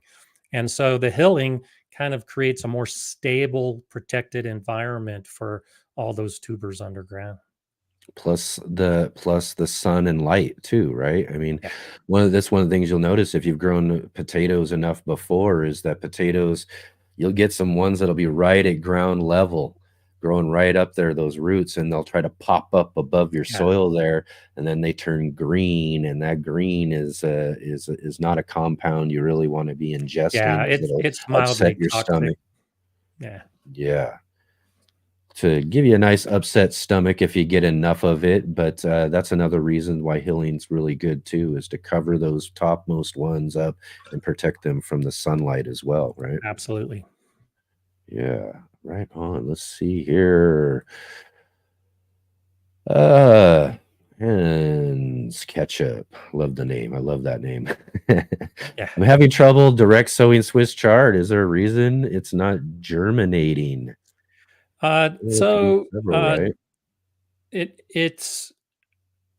it could be related to the temperature of Yeah, the soil. Now, chard is a direct cousin of beets, and both chard and beets can germinate in cool soil. yeah. But the warmer the soil, the faster they will germinate. And so, uh, with beets and chard, like we were talking at the beginning when I came on, where I'm checking my soil temperature, and it's just now reaching the point that I can start putting some of those seeds in the ground. It really should be at least 50 degrees Fahrenheit, 10 degrees Celsius as a minimum. If it's colder than that, they'll still germinate, but it might take like a month for those seeds to germinate. So it could be that the soil is just too cool. The warmer the soil, the faster that the seeds will germinate. It's also a moisture issue. The seeds, may be dry and need more water. That's always a Mhm. common issue for the uh, the germination of seeds. So Yeah. generally, heat and water are the most likely reasons why a seed is not germinating. It's rare, but it does happen that you get a bad batch of seeds, especially if you're buying your seeds. It's rare that you're going to have a whole batch that doesn't germinate. It's usually that it's too cool or it's not moist enough. So, and you're also mentioning that they're closely related to beets, and if anybody's Mhm. seen seeds, beet seeds, Swiss chard seeds, they're very similar. They're not individual seeds, right? These are It's seed actually a very clusters. small fruit. And Yeah, so within that beet fruit or charred fruit yeah, are a number of seeds. So yeah, you'll have yeah. 4, 5, 6 little seeds that are right next to each other, and they're competing with each other Mhm. for the warmth and the moisture. And so I haven't had a big issue here in Colorado because I Yeah, generally wait, yeah. but patience is often Mhm. needed when it comes to some of those cool season seeds. Could a strategy be like, similar to like, coriander, cilantro? again, too, seed clusters. So could a strategy be to kind of break down the seed cluster a bit, Sure. maybe open up some of those individual seeds so they're not Sure. competing as much with each other to get out of that, like you said, kind of dried shell? Yeah. Yeah. You can absolutely do that. Most people will just plant that cluster and then thin out the plants. But yeah, Mhm. just take your fingertips and pry them apart. It's really difficult to tell where the seed begins and where another seed begins. Yeah. But yeah, break them apart and just kind of spread it over a general area. And that should help separate out the seeds. Yeah, yeah, that's what I do if I'm growing, like I said, a coriander seed or something. I'll just take it and kind of pinch it between my finger and thumb, and you can see, and it's more even with those type of seeds. They kind of break up into like little even single seeds. But like you said, the cluster of like a Swiss chard or a beet, they're just, you're not going to really be able to see those individual seeds. Just break them up, spread them out. But that might help get the seed out of that cluster as well too, maybe just a little bit easier. Yeah, absolutely. All right, let's see here. Wickershire, I think, had another question too. First time growing peppers in composted manure. Do I need to fertilize at some point? My plants are super healthy looking. I just want to secure fruit, no signs of disease or illness. It looks like it's Yep. off to a great start, huh? Sounds like it's off to a great start. I am hesitant to fertilize unless the plant tells me that it needs fertilizer. And so, if you've got a nice, rich compost based soilless mix or compost mixed into your native soil, it's one of those things that you should have enough nutrients for your plant. I did a video, I think last year, where I uh, had a soil test done in my garden bed, and that soil was little more than 3 years old. So I amended it when I filled the bed, I amended it each year. And then last year, I did a soil test on the soil in my bed, and it was loaded with nutrients because of all that compost that I have been using in that Mhm. bed. So it needs zero fertilizer. Yeah. And that is generally the case. Now, if it's a new compost, and particularly if it's a purchased compost, like comes in bags, often that'll be sterile. There's not a lot of life in that compost. And so if that's the case, it may take a little while before the soil life populates that rich compost. And while that is happening, the nutrients are not available. You actually need those microbes in the soil to break Mhm. down all that organic matter and release the nutrients for the plants. And so, if those microbes aren't there yet, Mhm. and you notice that some of the leaves are turning yellow and the plant isn't growing as quickly as you would like it to grow, it could be a nitrogen deficiency because the nutrients just haven't been made Kinda available to the Yep. plants yet. And so, just a quick dose of a water soluble nitrogen based fertilizer usually helps. But if early on everything looks great, then Yeah. I wouldn't even suggest considering something like that because obviously the nutrients are available for the plant.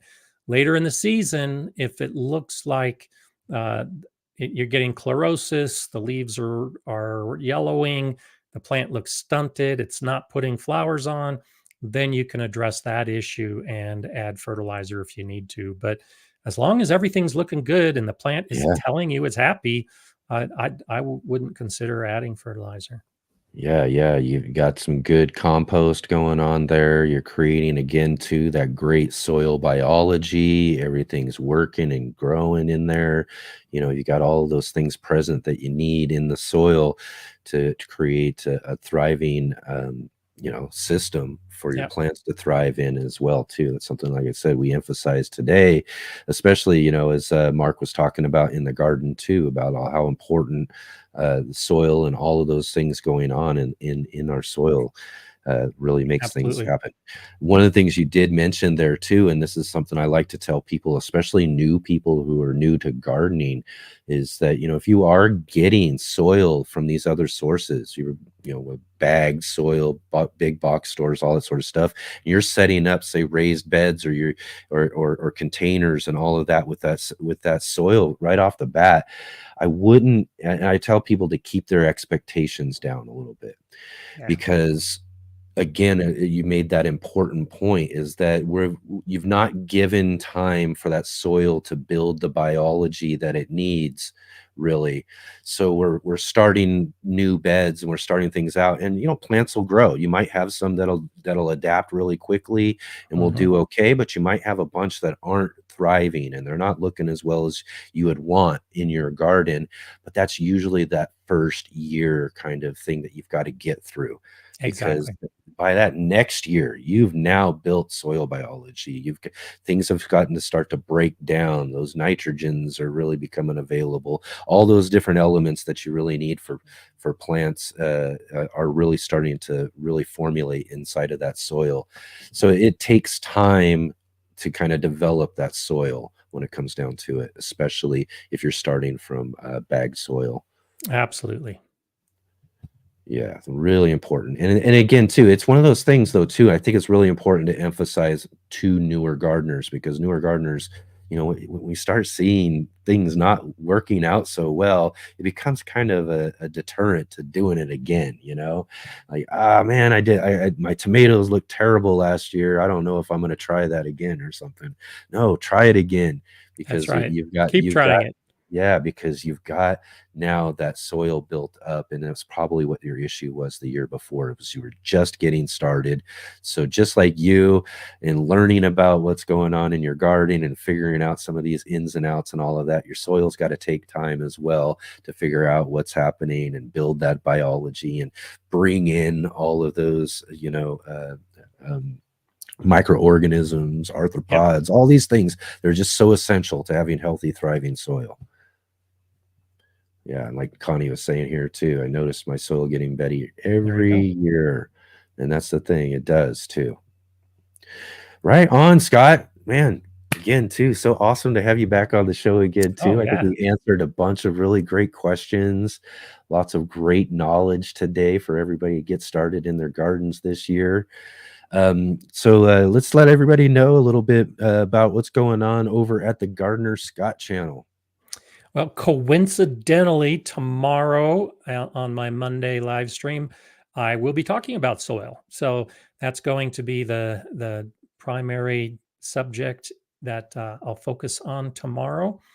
And a lot of these questions that have already come up, I'll be talking a little bit more about tomorrow. And if you've got a question that we didn't get a chance to answer, then pop in to the show tomorrow, and I'll be able to answer the soil questions in addition to giving out all the tips. And then coming up in the weeks ahead, I'll be talking about watering and what you need to do to water your garden the best that you can. And then I'll actually talk a little bit about planning for the end of the season before the season actually begins. So I like to kind of always be looking to the future, but too soon we are only focused on the spring, only focused on the summer.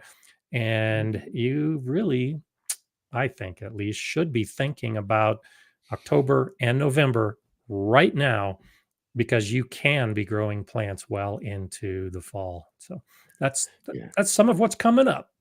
Yeah. I mean, think about it. I mean, we think about our spring so well ahead of time. It's our fall is just ending, winter's approaching, and we're already starting to forward think to spring so far ahead. So it's probably a good idea to do a very similar thing as spring is getting started. Start thinking forward and ahead towards what we're going to be planning and doing towards the end of the season. Absolutely. So, but always great to be here, and I'm looking forward to next month on the second Saturday. Second Sunday. Or Sunday. Second Sunday. I know it threw me off this week. I was knowing it was Sunday, and then suddenly yesterday it's like, oh, it's Saturday. I need to do the live stream, but it's yes. Sundays for sure. And again, too, as Scott mentioned, he's got his show live stream nice and early tomorrow, Monday morning, every Monday morning on the Gardner Scott channel, as well as his weekly uploads and videos on his channel as well, too. Link right down to the description below if you haven't gotten to that as well. So go and check that out. Go and check out Gardner Scott's live stream tomorrow. Go say hi from the Let's Get Growing show for all of us here. And again, Scott, thank you so much for joining with us today. And we'll look forward to seeing you second Sunday of June. Great. Always good to be here. Thanks so much, Enoch. And I hope you have a great month between now and then. Hope everybody has a great gardening month between now and then. We'll see you. Awesome.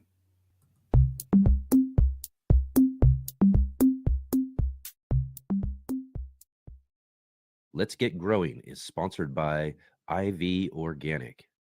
Hi, my name is Charles Malky, biologist and plant expert with IV Organics, where we grow cool plants and author Saving the World with the Home Garden. IV Organic 3-in-1 Plant Guard has 7 natural oils that protect your plants, not just from the summer heat as well as winter cold, but also protects your plants from damaging insects and rodents. The oils in the product include castor, cinnamon, clove, garlic, peppermint, rosemary, and spearmint. These oils are natural insect and rodent repellent oils, which are encapsulated by the base powder, offering your plants months of protection at a time. 1 application per year will suffice for protection against damaging summer sunburn and winter sun scald, but if the target is pests, application as much as 2 to 3 times a year may be necessary.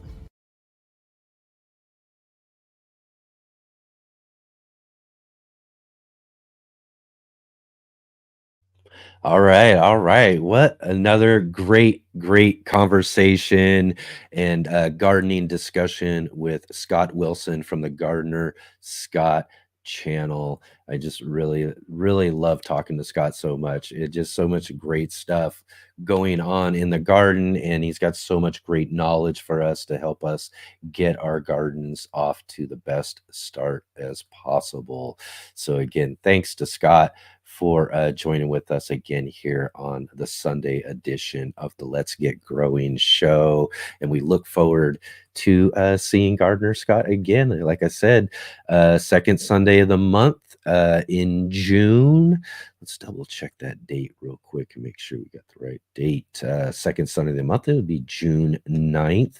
That Scott will be joining back up with us again, talk about more of our gardening and answering more of our gardening questions. So be sure to join with us again to this next month and bring all of those gardening questions you've got, all the things going on, and learn just a little bit more about what we've got growing on in our gardening spaces. So awesome to see Scott there again. Awesome to have all of you here joining with us as well too. Just really great to have you all here and dropping in all of those great gardening questions too, man. We had some really great questions today from everybody. So thank you so much for getting into the chat box there and submitting some really awesome questions. I really love it. And if you are here still too right now, be sure to click that like button, hit the subscribe button as well, and share with all of your gardening friends, gardening groups, and all of that, and make sure you let everybody know about this really awesome show we got here on the weekends every Saturday and Sunday, 11 a.m. Pacific Standard Time, here on the Let's Get Growing show with some really awesome guests that we have here on our show. And again, too, to let everybody know, next week, next Saturday, we will be featuring our good friend Joe Lample. Had a great discussion with Joe a couple of weeks ago. So this is a pre-recorded interview that I'll be playing for everybody this next Saturday. Joe, great host of a great show on PBS, Growing a Greener World, and just a really great conversation. So you'll definitely want to check that out. As well as next Sunday edition, we are the third Sunday of each month doing our monthly gardening book club. And this month's book club is featuring Tony O'Neill's Simplified Vegetable Gardening. This book is just really great. Been enjoying this book.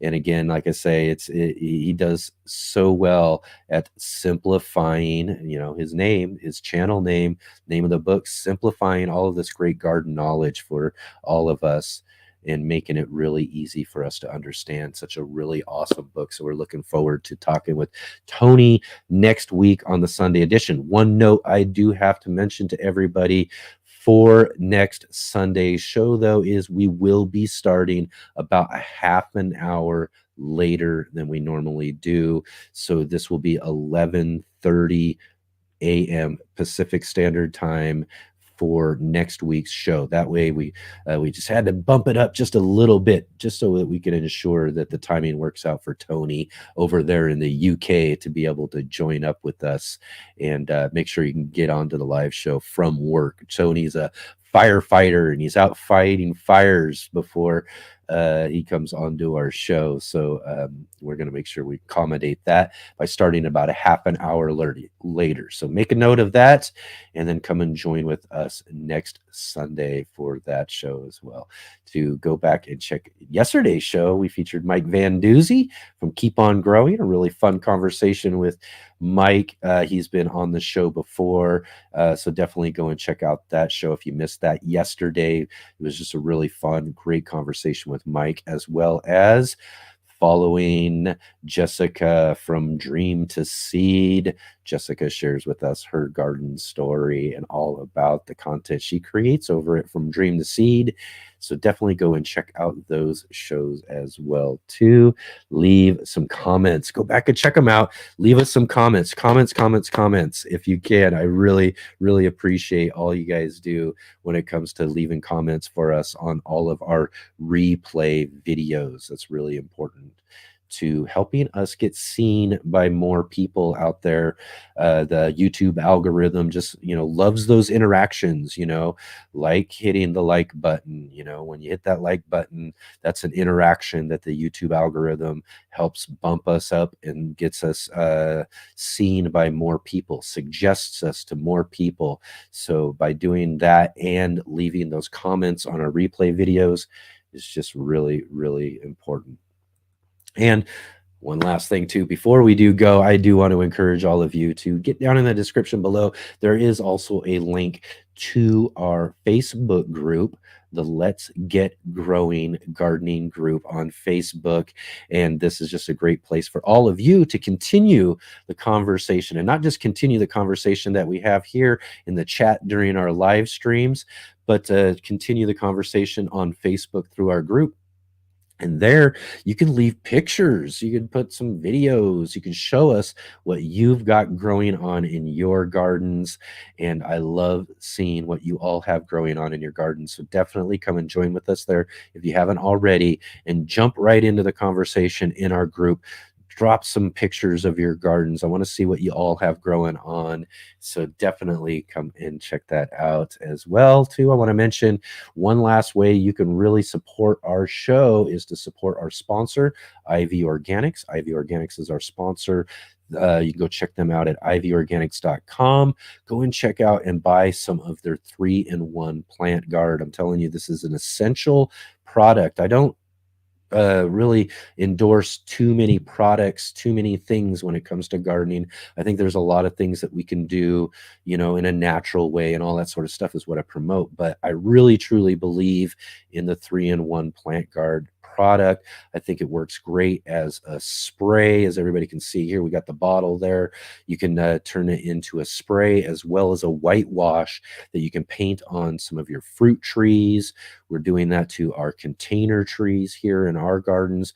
It protects them so well during the summer hot sun and some even winter sun scald, which is a really, really preys on a lot of fruit trees out there, a lot of trees that we have.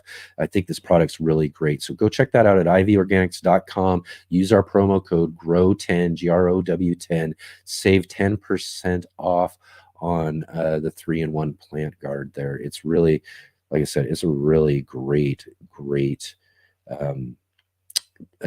product to have. And I again, like I said, I think it's an essential one. So Yeah, let's see. Bohemian says, from dream to seed. Loves that name. Great name. Excited to check it out. Yes, definitely. And here's another thing. We have all these wonderful guests who come on our show and they're joining with us and they're sharing with us their garden stories about their gardens and all of that sort of stuff. Definitely go over, subscribe to them, jump in and comment as well on some of their videos and their content. If you're going to check out From Dream to Seed, say on Instagram, go leave a comment on there. Let them know that you saw them on the Let's Get Growing show too. That's really awesome as well. That's another great way you can support the show too, is just by supporting and interacting with all of our wonderful guests that we have on the show. Let's see here. And all right. Okay, just want to make sure. Here we go there. Connie says, it's been a great chat. Thanks, everyone, and have a great week.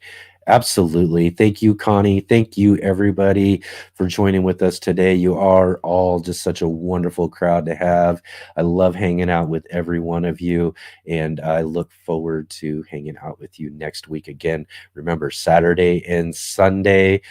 Saturday next week, 11 a.m. Pacific Standard Time. We're bumping it up just a half an hour for our Sunday show at 11:30 a.m. Pacific Standard Time for our book club next week.